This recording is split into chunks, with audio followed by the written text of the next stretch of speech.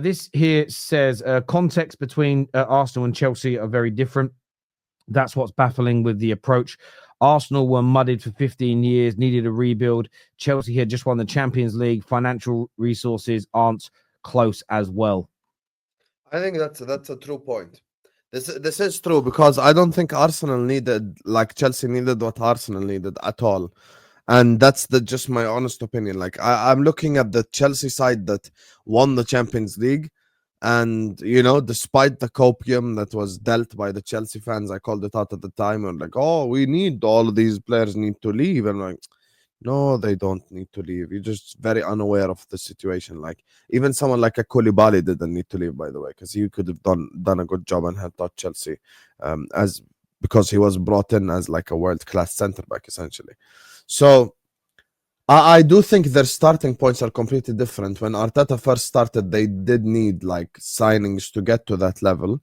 But Chelsea didn't need that because they were already at that level. But they tore it all apart and they bought in like, 300 new players. So, yeah, I mean, it's listen. Can I ask you something, Terry? Honestly, why did you say in the beginning that are we witnessing the fall of a giant? Yeah.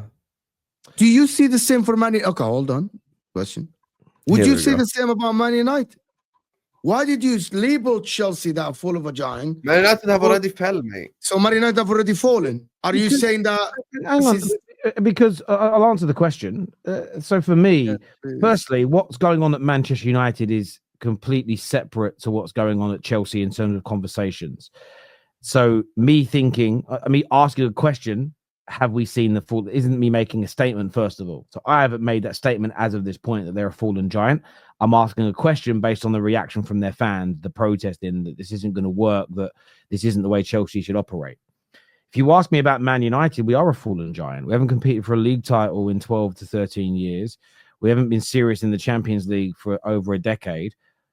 We're a club that's almost broke. I believe we're a fallen giant. Now, could we fall further? Potentially, yes. Have we hit complete rock bottom? No, because we could get relegated. We could go into administration. But yeah, we are a fallen giant. At the same time, that helps me recognize when another club's got problems. And I'm someone that looked at Chelsea's project and I understood what they were doing. It made sense. We're going to buy loads early and spend a lot of that. Rather than spending 1.5 billion, let's say 1 billion on the first team, because I know they invested money to flip players with. Instead of spending 1 billion over 5 years, they decided to spend it over the course of 3. They spread the contracts longer. I understood what they were doing.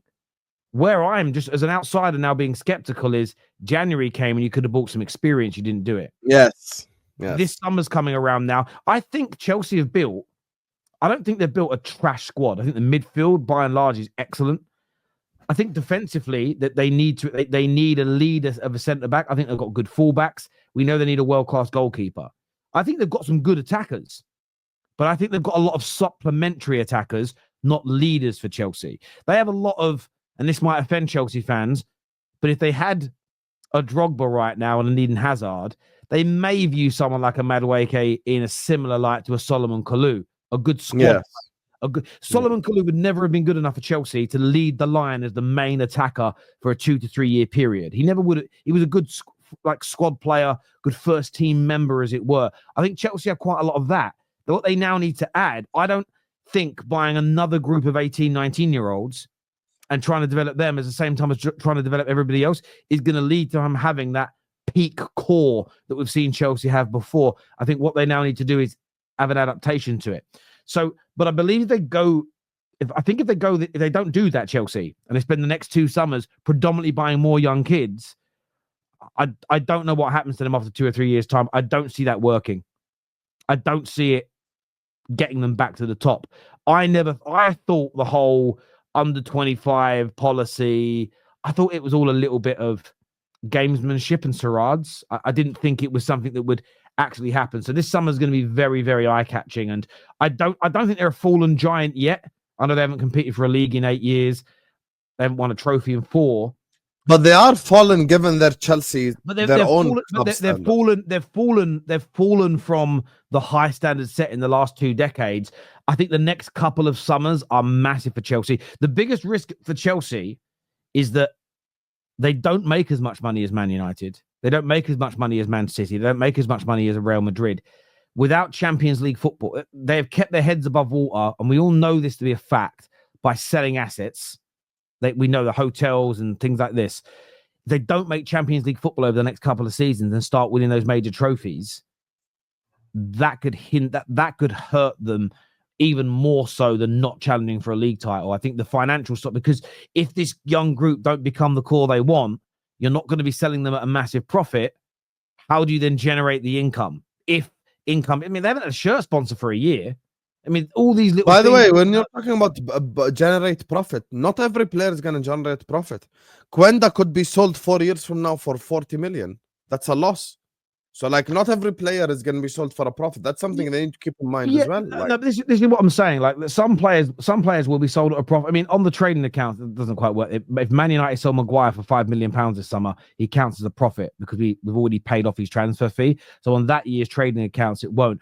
I think Chelsea are they're in this really weird period, and a lot of celebrities talk about this, singers, actors, the like, when they talk about when they made it, when their album came out, or when they got that big film break. And it's at this point where it felt like it was just about to go wrong and they were going to quit. But it's still about making the right decision in that moment, because there's also a lot of actors and singers that also felt that way, and they ended up quitting and working a normal job, and they didn't fulfill their dreams. I think Chelsea have got to get it right this summer, and I think the right approach is experience. If they honestly just go out and buy 4 or 5 young players, I don't see Chelsea. It's never going to work.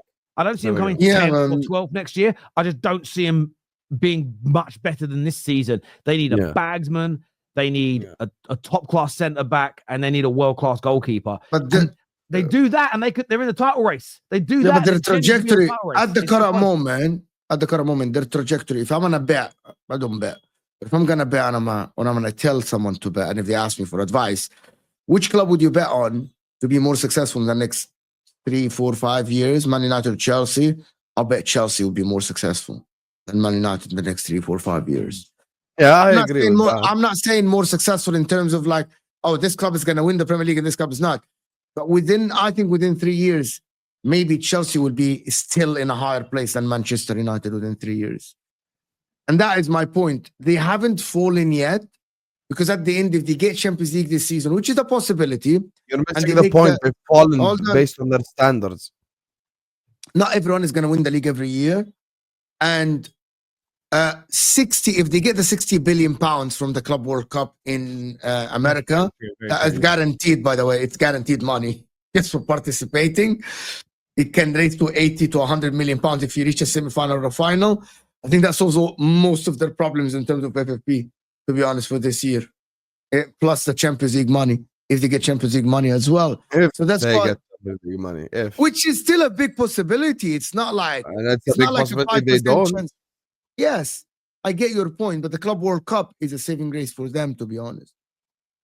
The only problem for Chelsea is that, which is what picking on what Terry said, if I know we have to move on, is that would you be able to keep these players if you don't make Champions League? Will Cole Palmer just sit there and play Conference League and Europa League year in, year out for the next 2 years? Went without a trophy, Mo.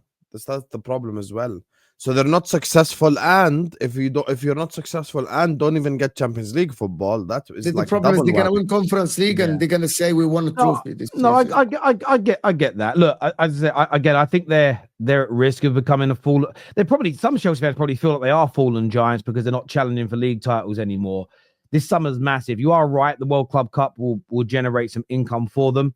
But I still think they need to get back into that Premier League on a Champions League on a regular basis. Because what's also going to happen is if they don't, Caicedo keeps playing this well and Palmer gets back to his best, eventually those players are going to want pay rises. And they're going to want pay rises, which means everybody's salary over the course of time goes up. You need to start generating that income, which comes through success at the end of the day.